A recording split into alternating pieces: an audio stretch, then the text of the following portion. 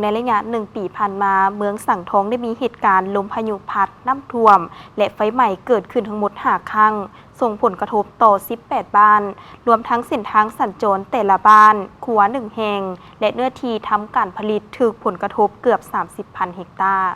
กองประชุมสรุปการจัดตั้งปฏิบัติเวียกงานป้องกันและแก้ไขปัญหาภัยพิบัติประจำปี 2025และทิศทางแผนการปี 2026 ของเมืองสังทองนครหลวงเวียงจันทร์จัดขึ้นในท่าอาทิตย์ผ่านมานี้อยู่ที่สโมสรของเมืองดังกล่าวภายใต้การเป็นประธานของท่านนางไพฑูรย์อ่างมัตสา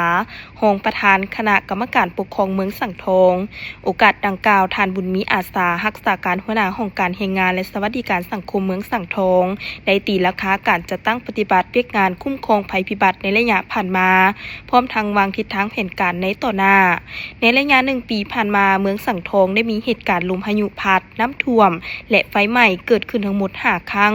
ส่งผลกระทบอยู่ทั้งหมด18 บ้านส่งผลกระทบโดยกงต่อประชาชนจำนวน420 ครอบครัวมีสมาชิกในครอบครัวรับผลกระทบจำนวน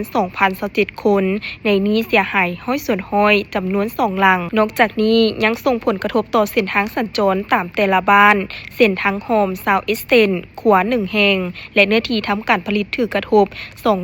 29,915 เฮกตาร์กองประชุมได้วางทิศทางเพิ่มทวีการป้องกันการคุ้มครองและการฟื้นฟูหลังภัยพิบัติต่างๆให้มีความเข้มแข็งและสามารถจะตั้งปฏิบัติอย่างมีประสิทธิผลเฮ็ดให้มีผลกระทบและผลเสียหายน้อยลงยกสูงต่อความรับผิดชอบของคณะกรรมการป้องกันและคุ้มครองภัยพิบัติขันเมืองและขันบ้าน